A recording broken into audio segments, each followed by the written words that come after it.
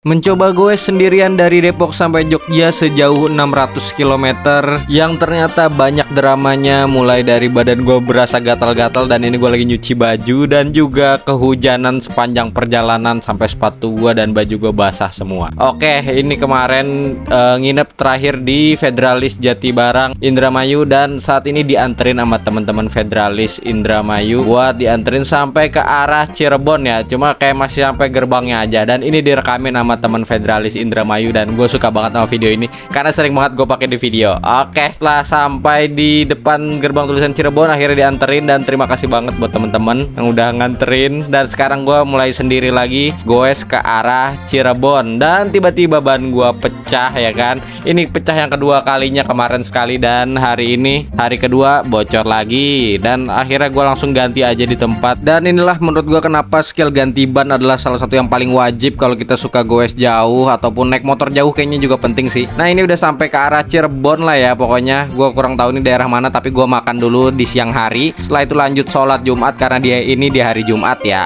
Oke, setelah sholat Jumat kita lanjut capcus terus sampai ke arah Cirebon ya, dan ini panas sekali tuh, bisa dilihat nih matahari persis di atas kepala gue, dan gue sampai hitam gitu. Dan ini kayaknya di pesisir laut ya, karena gue lihat ada beberapa kapal nelayan. Setelah itu gue dijemput sama temen gue, seorang komikus yaitu Tuti Komik, mungkin kalian udah tahu, dan gue banyak ngobrol dan juga banyak makan di tempatnya. Terima kasih banget sama Om Raden, autor Tuti Komik, yang juga merupakan seorang pesepeda dia ya. Setelah mampir ke rumah temen di Cirebon, gue lanjut ke arah Tegal ya, dan ternyata cuacanya udah mulai mendung ya di Brebes ini. Gue akhirnya neduh karena hujannya lumayan deras, tapi karena hujannya ternyata gak berhenti-berhenti, akhirnya gue lanjutin terus sampai malam, dan gue ini kehujanan dan sampai deh di Tegal ya. Sesampainya di Tegal dengan badan yang udah lepek sampai sepatu gue basah semuanya, gue mencari-cari penginapan per malam lah yang biasa gitu. Akhirnya gue pakai Red Doors gitu ya. Ini dapat penginapan, ini murah cuma 100.000 per malam. Kenapa gue pilih penginapan? Karena gue pengen nyari tempat tidur yang proper ya. Gue kangen kasur cuy. Sebelum tidur gue cuci semua baju gue yang udah pada kotor, termasuk kaos kaki, dan juga mandi karena badan gue udah gatal-gatal banget. Hari ini dapat total jarak 121 kilo, lumayan meskipun gak sebanyak kemarin 200 kilo. Tapi nggak apa-apa, perjalanan kita tinggal setengah lagi karena kita udah 300 kilo lagi sampai ke Jogja. Setelah itu